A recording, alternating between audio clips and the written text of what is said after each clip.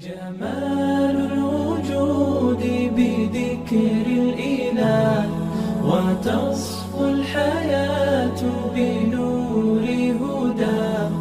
جمال الوجود بذكر الإله وتصفو اگر میخوای موفق بشید همیشه دستت پر باشه، در حال رشد و توسعه و به رضای خدا برسید، با صاحب دین ازدواج کن. انگیزه اولت دینداری طرف باشد، خوبی طرف باشد، طهارت و پاکدامنی طرف باشد، صداقت و امانت و راستگویی طرف باشد. کاری نکنن پدرها که روز قیامت فرزندانشون در دشت محشر یقه‌شون رو بگیرن، بگن بابا چرا مادر خوبی برای من انتخاب نکردید؟ من از تو گله‌مندم به درگاه خدا. ای خدا از پدرم بپرس روزی که میخواست بره خواستگاری مادرم به عنوان مادر برای من و همسر برای خودش انتخاب بکنه، چرا تو رو در نظر نگرفت؟ رضای تو رو و تدین مادرم رو در نظر نگرفت.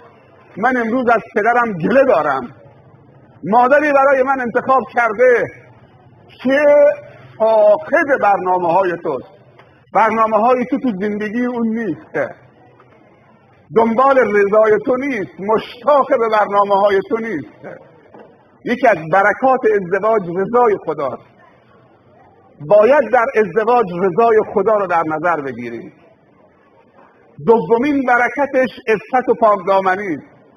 اگر توجه بکنید در پاکی چقدر رشد است، همونطوری که در ناپاکی چقدر زیان و ضرر و عقبگرد است و نقصان است. نباید تن به ناپاکی بدهیم. از دومین سرمایه ازدواج باید جوانای ما را به عفت برساند. این نکته ظریفی است.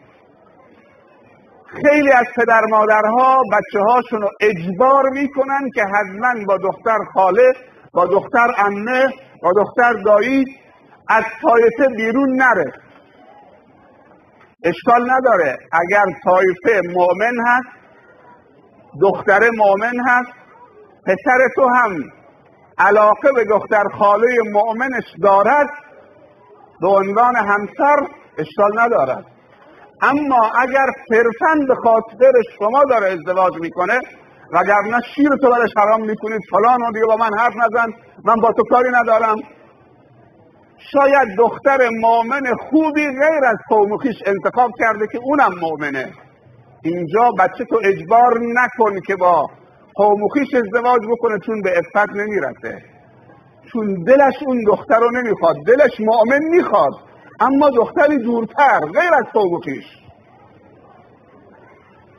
کاری نکنیم که به خاطر اکراه و اجبار ما جوانای ما انتخابی بکنن که مادرشون انتخاب کرده قوم و خویش و بعد رغبت آنچنانی به عنوان همسری که بتونه اونو ارضا بکنه نداشته باشه. در نتیجه ازدواج میکنن اما به عفت شاید نرسن و در آینده دچار مشکل بشون.